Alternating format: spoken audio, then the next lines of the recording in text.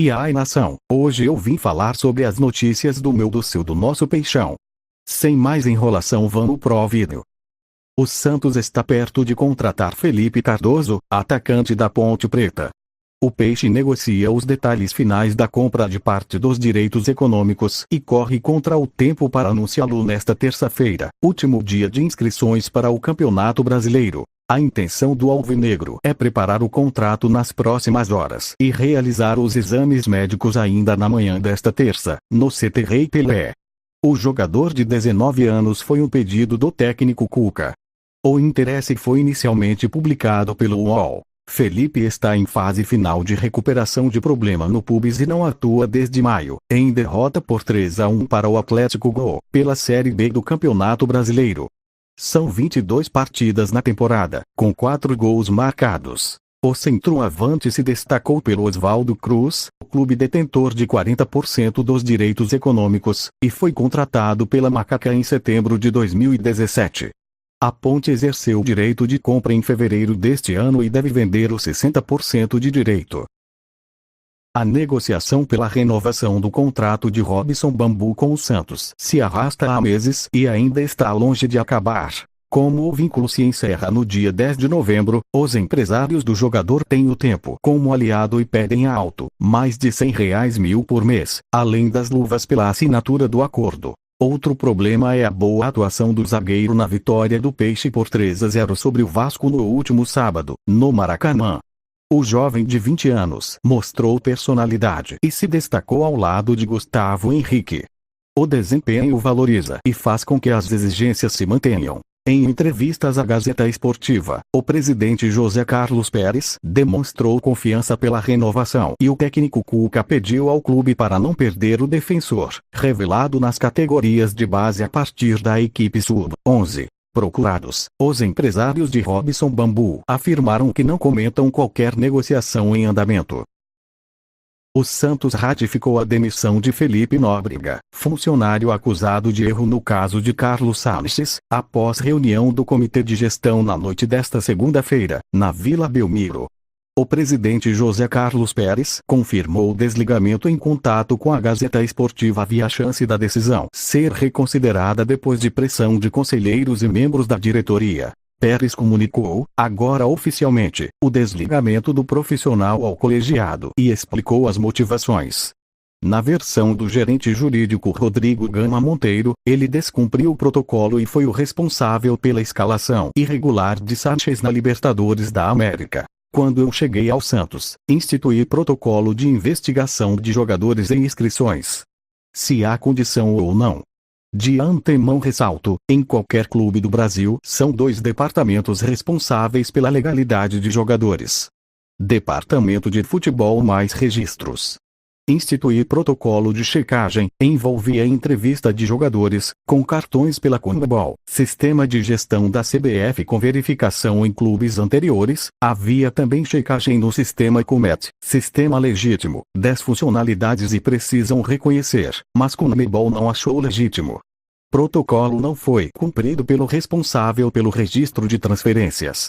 Perguntei no dia seguinte ao jogo, depois de publicação no Diário Olé, se havia cumprido o protocolo. Funcionário disse que não. E chegamos onde chegamos. Foi isso que aconteceu e foi mandado embora. Foi instituído e se tivesse seguido à risca, certamente não sofreria a situação. Infelizmente, esqueceu e não fez, disse Rodrigo. Felipe Nóbrega estava há 11 anos no Peixe, era membro do departamento jurídico e um dos responsáveis pelo registro de atletas. Várias pessoas do Alvinegro entendem que ele foi boi de piranha, em uma forma de encontrar vilões para o erro. O presidente José Carlos Pérez desconfia da oposição e não desiste da defesa do caso Carlos Sanches na CONMEBOL ou até no CAS, Comissão Arbitrária do Esporte. Rodrigo Gama também afirmou que vai até as últimas instâncias para reverter o 3-0 aplicado na ida das oitavas de final da Libertadores, contra o Independiente AG, em Avellaneda. Com o 0-0 no Pacaembu, o Santos foi eliminado.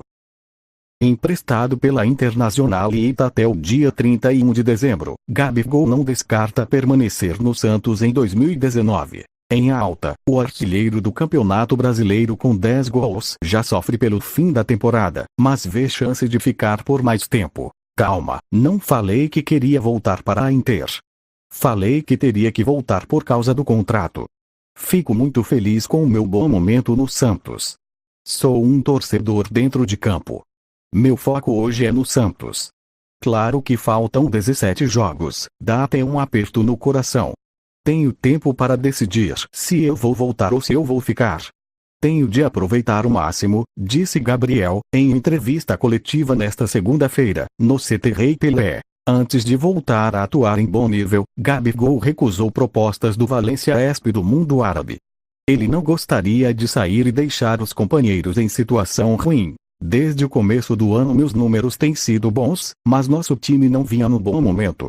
Aliei os números com a melhora do time. Sobre as propostas, abri para o Cuca que não queria ir embora. Eu precisava ficar, por ele e pela torcida.